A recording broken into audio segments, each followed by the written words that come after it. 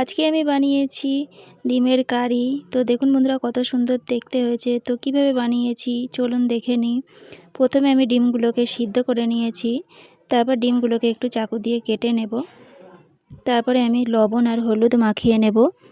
মাখানোর পর আমি একটা কড়াই গরম বসিয়ে দেব। তাতে তেল দিয়ে ডিমগুলোকে এপিট ওপিট করে লাল লাল করে ভেজে নেব।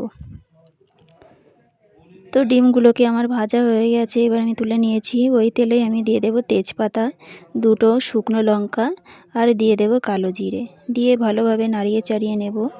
নাড়ানো চাড়ানো হয়ে গেলে আমি দিয়ে দেব পেঁয়াজ কুচি। পেঁয়াজ কুচিটা দেওয়ার পর একটু লাল লাল করে ভেজে নেব। তারপর দিয়ে দেব লবঙ্গ, দারচিনি, গোটা এলাইচি আর দেওয়ার পর ভালোভাবে ভেজে নেব। তারপর আদা, রসুন, জিরে বাটা দিয়ে আর দিয়ে দেব পেঁয়াজ বাটা। তারপরে একটু দিয়ে দেব মশলা বাটা জল, যাতে মশলাটা লেগে না যায়।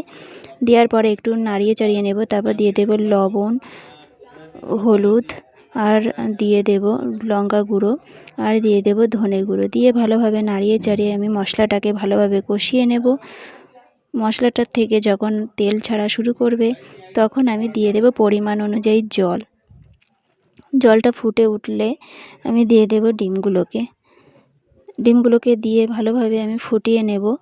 ফুটিয়ে নেওয়ার পর আমি দিয়ে দেব পোস্ত বাটা আর দিয়ে দেব কাজু বাটা। দিয়ে ভালোভাবে নাড়িয়ে চাড়িয়ে আমি এটাকে এবার নামিয়ে নেব। তো দেখুন বন্ধুরা, কত সুন্দর দেখতে হয়েছে। আপনারাও এইভাবে বানিয়ে দেখবেন, খুব সুন্দর লাগে। যদি ভালো লেগে থাকে লাইক, কমেন্ট, সাবস্ক্রাইব করবেন। বাই।